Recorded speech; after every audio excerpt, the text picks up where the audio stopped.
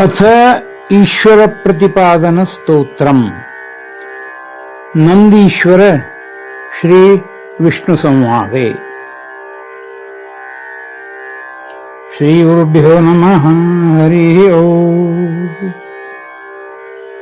देवो वाचो नमस्ते देवदेवीश नमस्ते करुणालया नमस्ते सर्वजंतूनां भुक्तिमुक्तिफलप्रदः नमस्ते सर्वलोकानां सृष्टिस्थित्यन्तकारणः नमस्ते भवभीतानां भवभीतिविमर्दनः नमस्ते वेदवेदान्तैरर्चनीय द्विजोत्तमै नमस्ते शूलहस्ताय नमस्ते वह्निप्राणये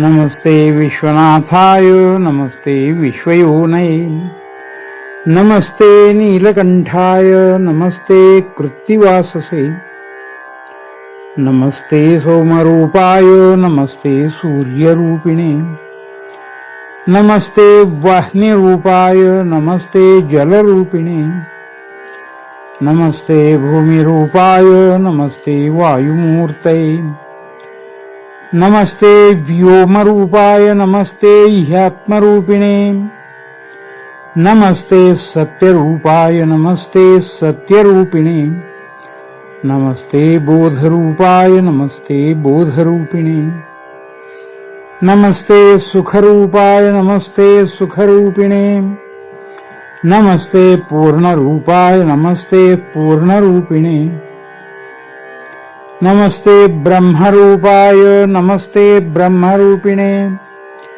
नमस्ते जीवरूपाय नमस्ते जीवरूपिणे नमस्ते व्यक्तरूपाय नमस्ते अव्यक्तरूपिणे नमस्ते शब्दरूपाय नमस्ते शब्दरूपिणे नमस्ते स्पर्शरूपाय नमस्ते स्पर्शरूपिणे नमस्ते रूपरूपाय नमस्ते रूपरूपिणे नमस्ते रसरूपाय नमस्ते रसरूपिणे नमस्ते गंधरूपाय नमस्ते गंधरूपिणे नमस्ते देहरूपाय नमस्ते देहरूपिणे नमस्ते प्राणरूपाय नमस्ते प्राणरूपिणे नमः श्री श्रोत्ररूपाय नमस्ते श्रोत्ररूपिणे नमस्ते त्वक्ष्वरूपाय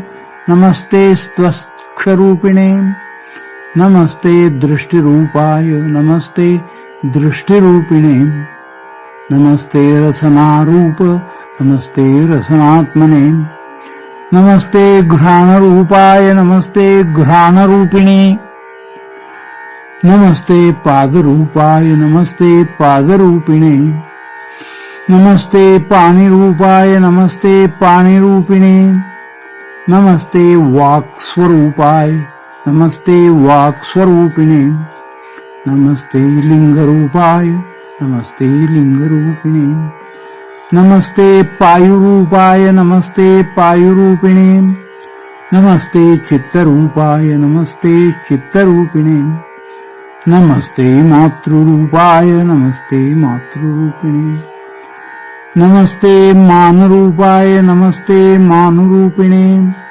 नमस्ते मेयरूपाय नमस्ते मेयरूपिणे नमस्ते मितिरूपाय नमस्ते मितिरूपिणे नमस्ते सर्वरूपाय नमस्ते सर्वरूपिणे रक्ष रक्ष महादेव क्षमस्व करुणालया भक्तचित्तसमासीन ब्रह्म विष्णु शिवात्मकः इति श्री स्कंदपुराणे सूतसंहितायां शिवमहात्म्यखण्डे तृतीयोऽध्याये नन्दीश्वर श्री विष्णु संवादे ईश्वर प्रतिपादन स्तोत्रं संपूर्णं. ಶ್ರೀಕೃಷ್ಣಾರ್ಪಣಮಸ್ತು. ಈ ಸ್ತೋತ್ರದ ಪಠಣವು ಭಕ್ತರ ಮನಸ್ಸಿನಿಂದ ಭಯ, ಆತಂಕ ಮತ್ತು ಅಜ್ಞಾನವನ್ನು ದೂರ ಮಾಡಿ ಆಂತರಿಕ ಶಾಂತಿಯನ್ನು ತರುತ್ತದೆ. ಶಿವನ ಸರ್ವ ವ್ಯಾಪಕ ಸ್ವರೂಪವನ್ನು ಧ್ಯಾನಿಸುವುದರಿಂದ ಆತ್ಮಿಕ ಶುದ್ಧಿ ಮತ್ತು ಆಧ್ಯಾತ್ಮಿಕ ಮಾರ್ಗದಲ್ಲಿ ಸ್ಪಷ್ಟತೆ ದೊರೆಯುತ್ತದೆ. ಮಹಾದೇವನ ಕೃಪೆ ಮತ್ತು ರಕ್ಷಣೆ ಲಭಿಸಿ ಜೀವನದ ಸವಾಲುಗಳನ್ನು ಎದುರಿಸಲು ಶಕ್ತಿ ನೀಡುತ್ತದೆ. ಐಹಿಕ ಸುಖಗಳು ಮತ್ತು ಅಂತಿಮ ಮೋಕ್ಷ ಎರಡನ್ನೂ ಪಡೆಯಲು ಶಿವನ ಅನುಗ್ರಹಕ್ಕೆ ಪಾತ್ರರಾಗುತ್ತೀರಿ. ಗ್ರಹದೋಷಗಳು, ಪಿತೃದೋಷಗಳು, ಇತರ ಕರ್ಮಗಳಿಂದ ಉಂಟಾಗುವ ತೊಂದರೆಗಳು ಕಡಿಮೆಯಾಗುತ್ತವೆ. ಶಿವನ ನಿಜ ಸ್ವರೂಪವನ್ನು ಅರ್ಥ ಮಾಡಿಕೊಳ್ಳಲು ಮತ್ತು ಅವನೊಂದಿಗೆ ಏಕತ್ವವನ್ನು ಅನುಭವಿಸಲು ಈ ಸ್ತೋತ್ರವು ಅತ್ಯುತ್ತಮ ಸಾಧನವಾಗಿದೆ.